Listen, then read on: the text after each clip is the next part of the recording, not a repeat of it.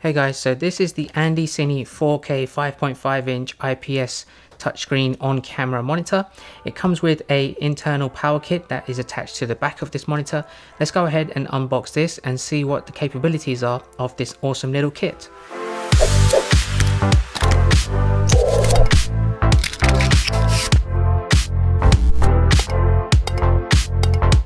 In the box you get this very nice red and black carry case with all of the relevant equipment inside. You have the user manual with a warranty card and a cleaning cloth, the on-camera arm for the cold shoe mount, a sunshade clip, the sunshade itself, and a HDMI to micro HDMI cable, which is pretty small and is the perfect length to attach to your camera. So this is the monitor. It looks very compact and very high quality.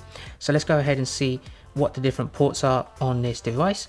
So on the bottom right, you can see that this has a USB-C charging input, so you can actually power this with a USB-C powered device, whether you want to plug that into a wall outlet or a plug or anything like that. You can use USB-C to do that. Even a power bank will do a good enough job. You have a headphone port there as well in case you wanted to monitor the audio. You have a 1/4 inch screw to mount this on a tripod. Then you have a standard DC out charging port there as well for the device. On the left hand side you have two HDMI ports. One is HDMI in, the other one is HDMI out. One thing to note is that this supports 4K HDMI input and 4K HDMI loop out. Then you also have a 12-volt DC input port there as well. On the top, you pretty much have the standard function buttons that you get on any on-screen monitor. You have two function buttons that are customizable. You have the back and the forward buttons. You have the menu button. You have the up and down buttons to cycle through the menu, and you have the power on button there. Now on the back, you can also have an external battery to power on the monitor, and this supports the Sony NP-F series batteries as well as the Canon LP-E6 batteries. There's also an additional 1/4 inch screw there as well to mount this in a different position. You also have an external power kit to power devices that you want to connect to the monitor and to your camera, which I think is great. You don't get this on a whole lot of external monitors for your camera, but this is perfect for mounting things like wireless video transmitters or external microphone kits or anything like that, something that can be controlled from your actual camera. You can also see there's some instructions on here. If you peel this out, there will be some screws underneath to take this out. So this is a dummy battery. Now you have the 8-volt DC output to power your camera from this monitor, but you also have the 12-volt DC in to power this monitor if you don't use a battery. What I do is I will use the Sony NP-F battery to power the monitor, and all I need to do is just connect the HDMI cable to my micro HDMI port on my Sony a7 III. One last bit of information about the USB-C port. Of course you can use this to power the device, but this is also used to load 3D LUT files onto the monitor so that you can view and adjust them on screen, and you can have a maximum of up to 32 LUT files, which I think is a great touch, especially if you do a lot of professional color grading in your videos. So now let's go ahead and connect this to my tripod, mount this on my camera, and run through the different menu items and see how the quality is off the screen. Okay guys, so just before I turn on the screen, just wanted to showcase you guys how I've set this up. So I have the HDMI cable going into the micro HDMI port there. That's the only cable that is connected. On the back of the monitor, this is a RAV Power Sony NP-F compatible battery. I have a link in the description of where you can buy the dual battery pack to connect this as well. It's very compact, it lasts a very long time. You can see super slim. So now what I want to do is just quickly run through the specifications of the screen itself and the quality of it before I run through the different menu items. So the screen itself has 16.7 million colors, and by native design it is 1080p full HD, but it supports a display of up to 4K to a maximum of 30 frames per second, and it does go up to a maximum of 500 nits of brightness. So if you use this outdoors, I recommend using a sunshade if you are in bright sunlight. Now it does have 440 ppi density with a contrast ratio of 1000:1, and it also has an adjustable backlight, which I'll showcase in a second as well on how to adjust. And the viewing angle of this is around 80 degrees from both the left, right, above and below positions. So that is absolutely great. So let's go ahead and turn this on. And I'll also turn on my camera as well. There you go, looks absolutely amazing.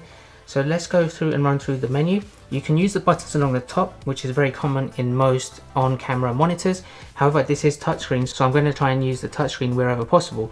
To bring up the menu, all you have to do is double tap anywhere on the screen, and the menu comes up there on the left hand side. So just to quickly run through some of the items, I won't spend too long going through each one, otherwise we'll be here for quite a long time. The first one is the picture settings, exposure, focus, histograms.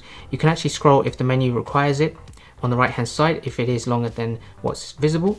The second one is the grid and markers menu, so you can change the save frames, the grid sizes, the markers to give you the right positioning for when you're filming. The third menu is about all of the different positions of the monitor itself, so you can change the aspect ratio, turn anamorphic on and off.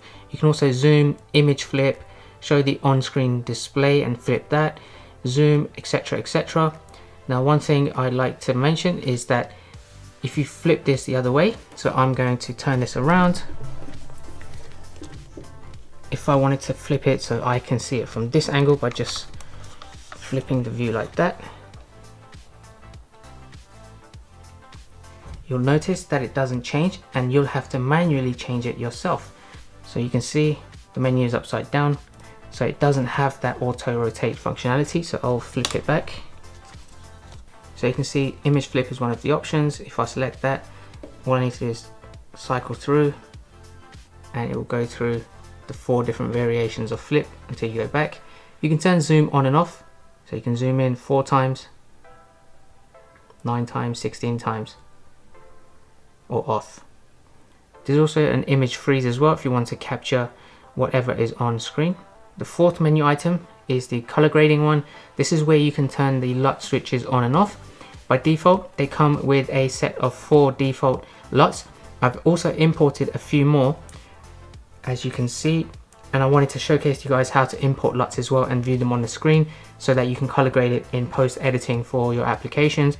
But all the other options here, you can change the color temperatures, the RGB standards, and the different picture modes as well as the brightness and saturations depending on the mode you're on. You also have the standard settings button there towards the bottom to change all of the monitor settings, the volumes, the signals, the display times, all that kind of stuff. The last one is the frame button, so on the top of the monitor, you'll see on the left hand side you have F1 and F2. This is where you can adjust what those buttons do, and it's very easy to do that. So the F1 is to see my save frames, F2 is the focus assist.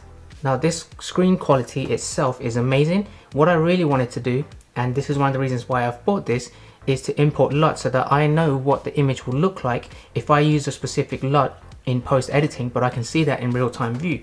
So to do that, you need to transfer your 3D LUT files, which are in .cube file extensions, and you have to use the USB-C port there to import them. So there's a couple of ways you can do this. You can buy a USB-C to SD card adapter and then have all of your LUTs transferred onto the SD card file. Or what I'm doing is I have a USB stick. I've put all of my .cube files in there. I've got some new ones, and I have a USB-C to traditional USB-A adapter, which I'm just going to connect. Make sure it's in the root directory and make sure their file named are correctly, and none of them are more than 7 megabytes of file size. So you need to basically tilt the monitor a little bit so you have enough space to put the USB-C in there, like so. And now what you have to do is go into LUT import, type C. At the moment you can see there's 6 out of 32 that are currently being used. So I just need to press the right arrow, it will start importing, it will search the device that's connected in the USB-C port. If it's correct and they are correctly named, correctly file sized, it will start importing and you'll see that number. So it does a search, and as you can see, it's now importing the files that I have on the USB stick. So there's 3, 4, 5, 6 more LUTs I've added. Now I can see them if I go into the LUT table. These are the ones that were just imported. One other thing to note, I already had imported a few LUTs from before, as you saw previously. If you re-import some new ones, it will override all of your custom imports. So you make sure that if you want to reuse certain LUTs every time, make sure they're always on the USB stick so that they will always be in the list. Otherwise, all your custom ones will be overwritten. So if I have 5 new ones I want to import next time, then these 6 will be replaced with the other 5 unless I keep these 6 on the USB stick. I'll turn the switch on first. So this one LUT that's turned on. If I go back to the LUT table, that's the first one, S-Log2. Now if I go to my first custom one, you can see it's a nice black and white look, and I just want to see if this works. Maybe I want to do a nostalgic film or anything like that. And then you can cycle through all of the other custom LUTs that you have, like this one. That's a nice dark vignette kind of vibrant image. So if I just quickly run through some others just to show you an example, you can see it works very well. So any type of movie looks that you want to get for your LUTs, you can import and it works absolutely fine, and that is one of the key standout features of this monitor. However, once you have finished the import, if you remove the USB, you'll notice that the LUT table would still keep all of your imported files from last time.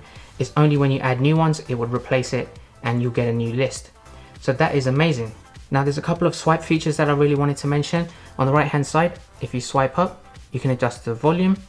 On the left hand side, you can adjust the backlight of the monitor. So if you're outdoors and you want it to be more brighter, then all you have to do is simply swipe. The other good thing I like about the touchscreen is that you can also pinch to zoom. So if you really wanted to focus a little bit more on the subject, then you can just zoom like your smartphone and it works absolutely fine, and it will zoom out maximum to the 1x level. And finally guys, I just wanted to showcase the viewing angles. So you can go up to 80 degrees in all directions, left, right, up, down, just to see that you can still see the monitor clearly. So if I go around 80 degrees here, you can still see the image. This is pretty much 90 degrees, you won't be able to see anything. But pretty much it's very clear from all viewing angles. You can see it is sharp, and the backlight is not even at the highest level. So I'm very happy with that. You can swivel this in pretty much any direction. Even from the top view, it looks great. One of the main reasons why I bought this is because of the clarity and the quality of the screen itself, the ease of setup, the inbuilt power kit with the dummy battery already attached to the monitor, and the fact that you can output this in 4K, because I am recording a lot of my footage in 4K. So that's it guys, I'm super happy with this purchase. Take a look down below where you can purchase this on Amazon. It comes in roughly around £200. This is my go-to monitor for all of my filming now. I used to use other ones in the past, but this one does so much a better job than all of those previous ones. Don't get confused between the A6 Plus and the A6 Pro. They are slightly different, but I'll leave a link down below where you can purchase this. Andycine, great company. If you like this video, make sure you give it a thumbs up. Make sure to subscribe. I do a lot of camera accessory videos, which I know you're gonna like, and I'll catch you guys next time. Take care.